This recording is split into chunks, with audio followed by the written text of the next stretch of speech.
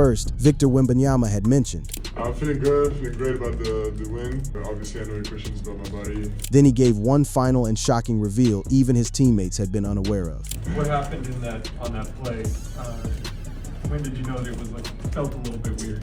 I knew when it hurt. What did you see from the bench? The San Antonio Spurs 2025-26 season hit a wall when their generational superstar's body began betraying him, not just in games, but in his ability to fully show up for those around him. The reason? Walk with me. The moment everything changed, Wembanyama's injury crisis unfolds. Yo, homie, we need to talk about what went down during the Spurs' playoff run. Because Victor Wembanyama's recent injury wasn't just another bump in the road. It became the defining moment that forced both the franchise and the young superstar to confront some uncomfortable truths about durability, responsibility, and what it really means to be a franchise player when your body decides to work against you. Let's set the scene. April 21, 2026, Game 2 of the Spurs' first-round playoff series against the Portland Trail Blazers. The intensity is rising, the stakes are climbing, and Wembanyama is in his element, or at least he should be. But then, in the second quarter, something goes terribly wrong. He drives to the basket looking for that easy two, and gets fouled by Drew Holiday in what can only be described as a pull-the-chair defensive action. His arms are full with the basketball. His reflexes firing at maximum velocity, but there's no time to brace himself. He loses his balance. He falls hard. Face first, jaw first. His head cracks against the floor with a sickening thud that echoes through the arena.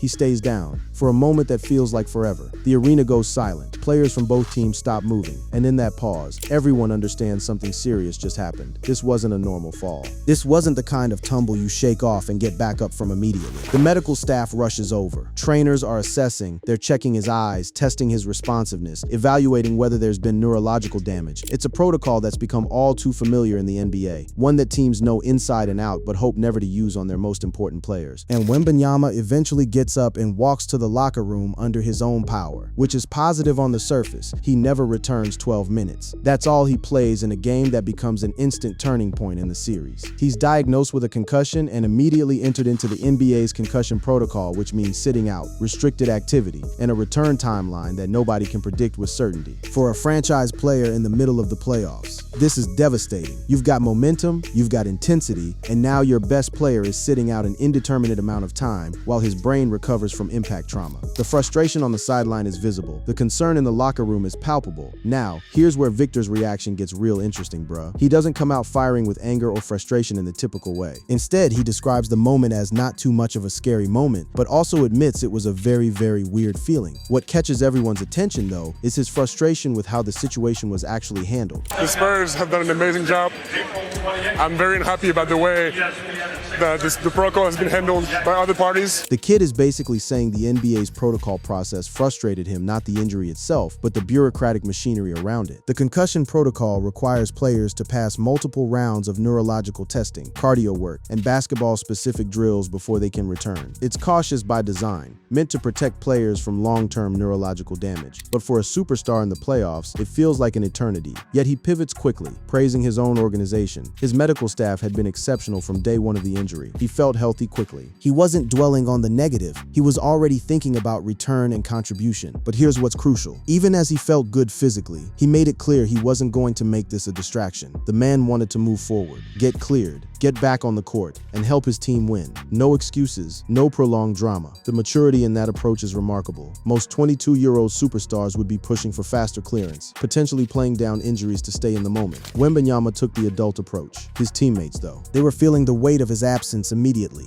Devin Vassell, one of the Spurs' most reliable two-way players, stepped up with the reality check the team needed to hear. We all got to step up. We know what Vic brings to the table, and we've played without him a couple of games this year. That's a huge void to fill. Vassell wasn't sugarcoating it. Wembanyama's absence creates a canyon-sized gap in what the Spurs can do defensively and offensively. The man is their defensive anchor, their rim protector, their elite perimeter defender, and their most versatile offensive weapon. Without him, the team has to completely recalibrate. But you know what? The team didn't fold. The Spurs won Game 3 without Wembanyama, showing that the depth was there, the resilience was there, and the coaching was sharp enough to adapt. That said, everyone knew that sustained success without him was impossible. Coach Mitch Johnson kept it measured but firm. He confirmed Wembanyama had a concussion and would enter protocol immediately, with the team taking proper and appropriate steps. Johnson emphasized caution, but there was underlying optimism. The framework was in place for a structured return. Johnson is known for his meticulous approach to player health, and this situation was no different. He wasn't going to push Wembanyama back until the the kid was genuinely cleared, both medically and neurologically, the organization didn't panic. They had him travel with the team during recovery, kept him engaged in film sessions and team activities, and monitored his progress through neurological tests and cardio work. By Game 4, he was cleared and returned, delivering a performance that showed he'd come through the protocol successfully. That's 27 points and elite defense in a crucial playoff game. He looked like he'd never left. Now, this concussion wasn't an isolated incident, yo. This was the latest in a series of body blows that had been piling up throughout the 2025-26 season. Earlier in April, Wembanyama suffered a left rib contusion after an inadvertent collision with Paul George during a game against the Philadelphia 76ers. That had him dealing with breathing issues and discomfort. The kind of injury that sounds minor until you realize you're trying to play basketball while every breath hurts. When you're 7'4" and every breath is shallow and painful, that affects your ability to exert yourself at the level this league demands. But go back even further in the season, and the injury pattern becomes impossible to ignore. In November 2025, Wembanyama suffered a left calf strain during a game against the Golden State Warriors. This wasn't some minor tweak. It was serious enough that the Spurs medical staff had to be extremely cautious about his return. Calf injuries, especially for a 7'4" player with his mobility demands, can cascade into Achilles concerns that could derail careers. So the team was conservative, and rightfully so. This wasn't just about the next game. This was about protecting his long-term viability as a franchise player. Wembanyama himself acknowledged the tightrope he was walking between caution and competitiveness. Yes and no, it's a difficult line to navigate, but indeed, when I look at the play where I get stopped on the extension, I could definitely be more cautious, but at the same time, we also have that responsibility to give everything for the team. That statement right there, that's the entire narrative of his season encapsulated. He wants to be aggressive, he wants to dominate, he wants to be the best player on the court every single night, but his body is constantly sending him messages that he needs to be smarter, more selective, more cautious. And that internal conflict, that's what started reshaping how the Spurs had to think about his role, his minutes, his responsibilities, and his place in the team's long-term construction. The teammates noticed the inconsistency. When Wembanyama was fully healthy and available, the Spurs were nearly unstoppable. When he wasn't, when he was managing pain or coming back from injury, the team's defensive intensity and overall effectiveness noticeably dipped. This wasn't about him not wanting to play hard. It was about the reality that injuries were stealing possessions, limiting minutes, preventing him from being the two-way monster everyone expects, and forcing teammates to carry additional load that they weren't always equipped to handle at elite levels. It's one thing to have a great roster. It's another to have your best player compromised by injury management. Coach Johnson and the organization understood what was happening. They weren't blaming Wembanyama. They weren't publicly criticizing him. Instead, they made a strategic choice. They would implement aggressive load management protocols, monitoring his minutes, resting him on back-to-backs, and being extremely cautious with return-to-play timelines. But here's the complication that nobody wants to talk about openly. All these injuries, they started affecting how his teammates could rely on him. You can't build rhythm with a star player who's dealing with different ailments every few weeks. You can't expect the same level of dominance when he's managing discomfort. You can't design plays expecting maximum effort when he's operating at 70 or 80%. And that's the tension that defined his 2025-26 season. Not an inability to play, but an inability to be fully present in the way his teammates and coach needed him to be, and how he needed to be for himself. The burden of greatness, how injuries reshaped the Spurs' entire season. Homie, the San Antonio Spurs 2025-26 season reads like a chess match between ambition and pragmatism. On one side, you've got this generational talent in Wembanyama who's supposed to carry a franchise on his shoulders. On the other side, you've got a body that's increasingly reminding everyone that even generational talents have physical limits. This isn't about weakness or poor durability relative to normal players. This is about the unique stressors of operating at 7'4" while maintaining elite two-way production. Let's talk numbers first, because numbers don't lie, bro. The Spurs finished the regular season with a 62-20 record, earning the No. 2 seed in the Western Conference. That's a massive 28-game improvement from the prior season, and arguably the strongest performance the franchise has had in years. Think about that for a second. 28 games better than the previous year. They boasted elite metrics across the board, a net rating of +8.3, the fifth best offense in the league at 119.8 points per game, and a top-tier defense allowing just 111.5 points per game. Those aren't just good numbers. Those are championship caliber numbers. Those are the kind of metrics you see from teams that have a legitimate shot at winning it all. And they did this while managing one of the league's most important players through a consistent stream of injuries and load management protocols. But here's the plot twist. Nobody anticipated. Wembanyama missed approximately 18 games due to injuries and load management, playing in just 64 regular season contests. That's a significant absence for your franchise centerpiece, roughly 22% of the season. For comparison, many franchise players play play 70 to 82 games. Yet despite those absences, the Spurs still found ways to win at an extraordinary clip. Why? Because coach Mitch Johnson and the front office made the calculated decision that long-term health for Wembanyama was more important than short-term wins. That's a bold philosophical stance, especially when you're trying to compete for a championship. But it's also the kind of thinking that separates franchises that build sustainable contenders from franchises that sacrifice future assets for immediate gratification. That calf strain in November, it cost the team roughly 12 games in terms of Wembanyama's availability, with initial projections suggesting a 2 to 3 week absence that ultimately stretched longer as the Spurs played it cautious. Did the team suffer? Honestly, not as much as you'd expect. In fact, this is where the depth narrative becomes crucial. The Spurs' depth was legitimately strong. De'Aaron Fox, Stephon Castle, Dylan Harper, Devin Vassell, and a collection of role players who could contribute meaningfully. The organization constructed a roster that could win games without Wembanyama, which is exactly the kind of insurance policy you want when your superstar is dealing with lower body issues. But the organization wasn't naive about it. Load management for Wembanyama became a multifaceted operation. Minutes caps around 29 to 30 per game in most contests. Strategic rest on back-to-backs, extensive MRI and neurological monitoring, and a clear philosophy that short-term results weren't worth jeopardizing the franchise's future. This wasn't just about sitting him out randomly. This was sophisticated, data-driven decision-making.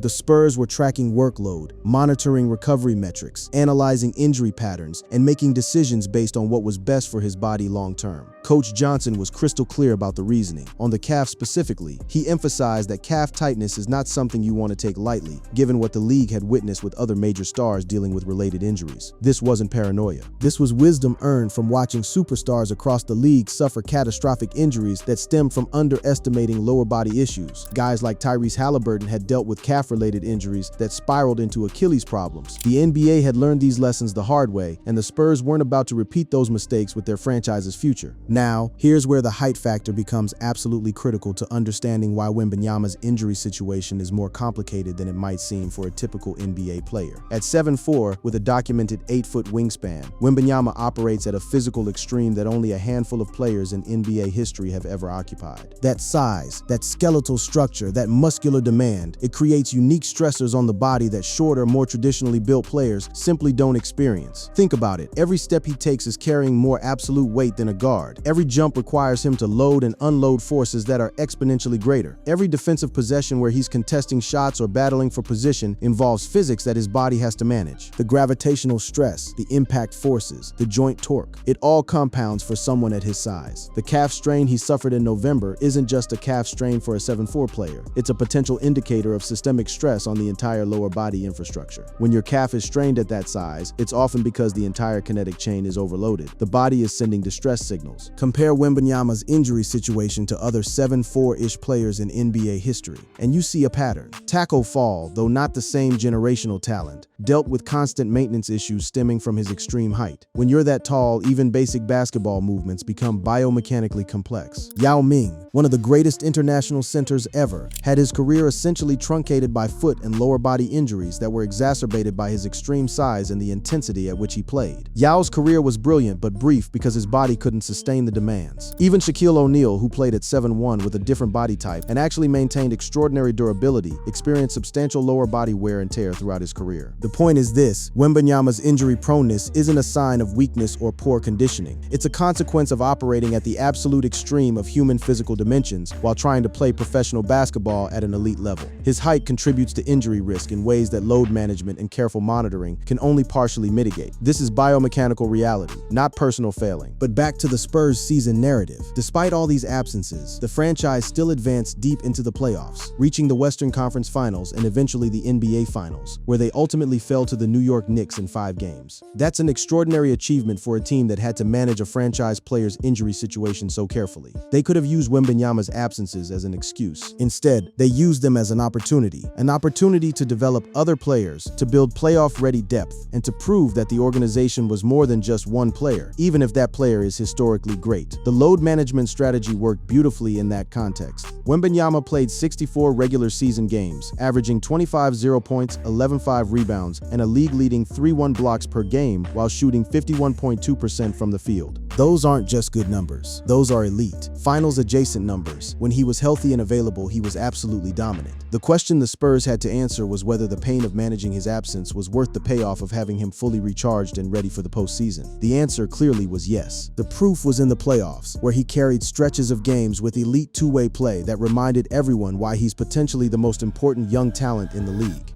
The franchise cornerstone, Wembanyama's rise, and the billion-dollar question. Yo, we need to put this entire injury conversation into context, because understanding Victor Wembanyama's trajectory in the NBA helps explain why the Spurs are willing to be so protective of his health and so strategic about his minutes. This kid didn't just arrive in the league. He fundamentally altered what NBA franchises believe is possible for a prospect at his size and skill level. He rewrote the script on what a 7'4" player can do in a modern NBA. When the San Antonio Spurs drafted Wembanyama first overall in 2023, they weren't just acquiring a player, they were investing in a franchise reset that would define the next decade or more. And from his very first moment on an NBA court, he proved the investment wasn't speculative. It was prophetic. It was the kind of selection that comes around once in a generation. His rookie season in 2023-24 was nothing short of historic. He played 71 games, averaged 21.4 points, 10.6 rebounds, and a league-leading 3.6 blocks per game, all while playing fewer than 30 minutes per night. He did all of this efficiently, effectively, and with a poise that defied his age. He won the NBA Rookie of the Year award unanimously, the first time a player had received that honor since Karl Anthony Towns in 2015-16. He earned all rookie first team and all defensive honors, and he claimed the blocks title outright, something that established him as a generational defensive talent immediately. But here's what made it truly staggering. He became the first player in NBA history to average 20+ points, 10+ rebounds, and 3+ blocks in fewer than 30 minutes per game. That's not just efficiency, that's transcendence. That's the kind of stat line that only happens when a player is operating at a level above typical NBA competition. The 2024-25 season saw him elevated further. Building on that rookie foundation, he averaged 24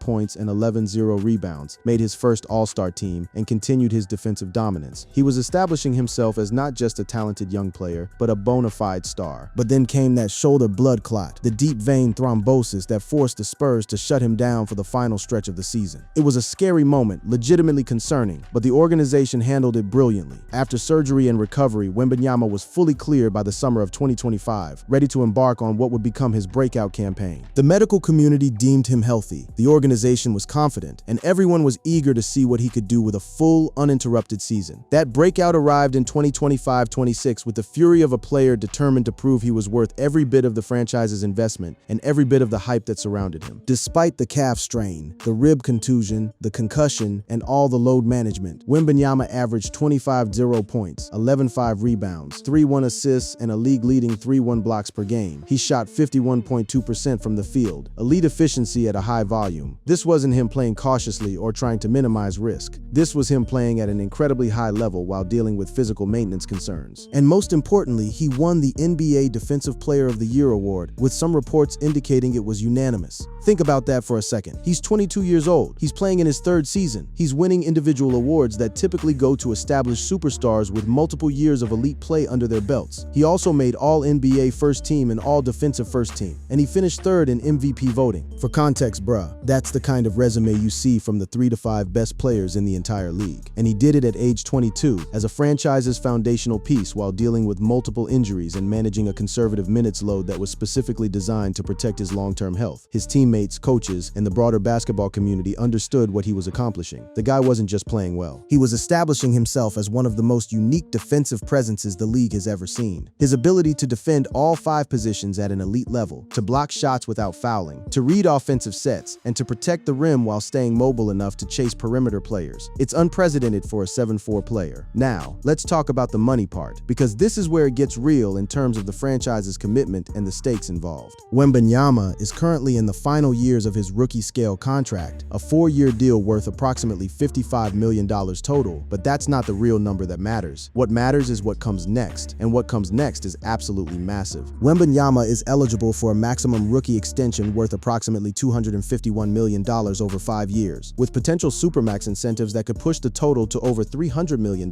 if he wins MVP MVP, wins Defensive Player of the Year again, or makes All-NBA. Let me say that again, potentially $300 million.